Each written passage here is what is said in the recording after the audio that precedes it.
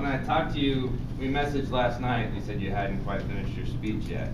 And it cracked me up because it seems like the last 3 or 4 speeches I've given, I've been in the exact same boat. I have a theory. I think that the longer you're in Toastmasters, the more ambitious and the more successful you get in your own job, so the less time we have to prepare for you. I like that. So, since you've been in it long enough now that you know how to handle it, so it's just good practice for you. But it seemed like when we talked before that storytelling was stepping out of your comfort zone for you a little bit, and as it will be for me too when I take that on. So, but I wouldn't have, it seemed like when you started telling the story, it was really comfortable for you. How do you know you're in Iowa? You started off with a really great opening. It was a bus ride home, and you had a lot of, it says to have a lot of vivid descriptions in your dialogue to bring the story to life. And I really felt you captured that really well.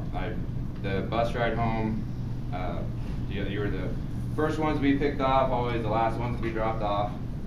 The smell of the seats, the smell of the corn, the smell of the pigs, smell of the hay, the crisp air, and then when you got off the bus, being scared of the grasshoppers, getting you on the way home, and then your mom's snacks that you could smell when you got home. So I thought the opening was really great, and it really kind of brought us all in when you knew exactly what was going on.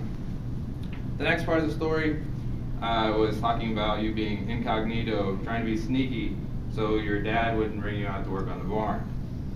And talking about your barn clothes, the smell of your barn clothes, how they always were barn clothes and they were washed separate because you'd never get the pig smell out of them. And they talked about, you did a good job of really bringing a character into your dad, talking about how he developed, or how he would delegate and make one job, a job that would be for one person for 3 people. And so that one sentence really kind of developed your dad's character, explained who he was. He wanted you guys to be working all the time and wanted you to be out helping with the farm.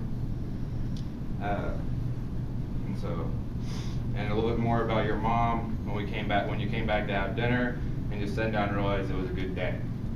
And the rest of the story, then you took a little bit of a turn from how you know you're in Iowa to I don't know how you know you're in Iowa. This is how I know how I'm in Iowa. So you talked about everyone else. So you used the Iowa State games, and other things that maybe that's how other people know that they're in Iowa. I thought that was maybe part of the story that you could have took out. So we'll come back to that. But then you came back and you gave a conclusion of how you know you're in Iowa with all the smells of the hay, the corn, the pigs, and everything else. So I thought to really have a point of the story, the climax of the story, that the one thing that probably didn't really belong was how other people know they're in Iowa. Talking about Iowa State, that could have been lifted. I think you could add more character of your dad, your mom, or what happens, how he delegates the job, what he makes you do on the pig farm, or whatever. But I thought maybe that could have brought the story a little bit more to life. I thought you did a great job of story. For your first storytelling one, I thought that was a great job. You really brought the story to life and let us all know what it's like to be in Iowa. So, thanks.